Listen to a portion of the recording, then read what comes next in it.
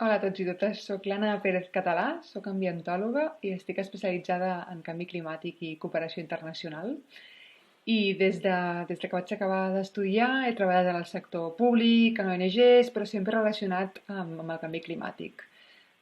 Actualment treballo per un think tank, que és una espècie de centre d'investigació en polítiques de canvi climàtic que està situat a França, que es diu IDRI, l'Institut del Desenvolupament Sostenible i les Relacions Internacionals, però a part d'això em dedico a la divulgació del canvi climàtic, també a l'activisme. Però bueno, com potser sabeu, no visc a França, sinó que teletreballo des del Pallars Sobirà, on visc des de fa 4 anys.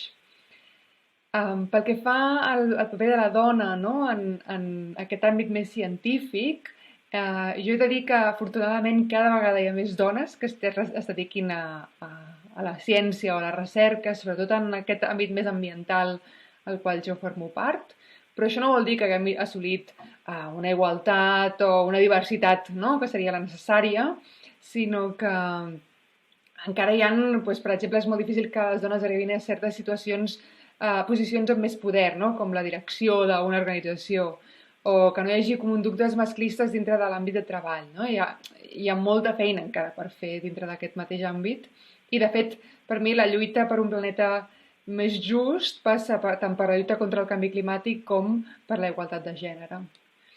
I a part d'això, m'han demanat que us comenti alguns consells, no? Pel nostre dia a dia de què podem fer doncs per ser més sostenibles, per lluitar contra el canvi climàtic a casa nostra.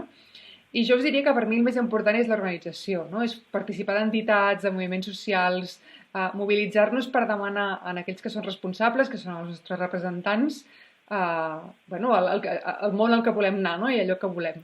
Però també ajudar-los uns als altres en aquesta transició. Moltes vegades no serà fàcil i conèixer i crear llaços amb el teu entorn, amb els teus veïns, és molt, molt important. A part d'això, hi ha exemples, òbviament, molt més pràctics, com molt més fàcils del dia a dia, com seria doncs, instal·lar-se energies renovables a casa seva, no? A casa nostra, o fer servir el transport públic sempre que sigui possible, o la bicicleta, no? Com aquestes accions més quotidianes que ja tots i totes coneixeu.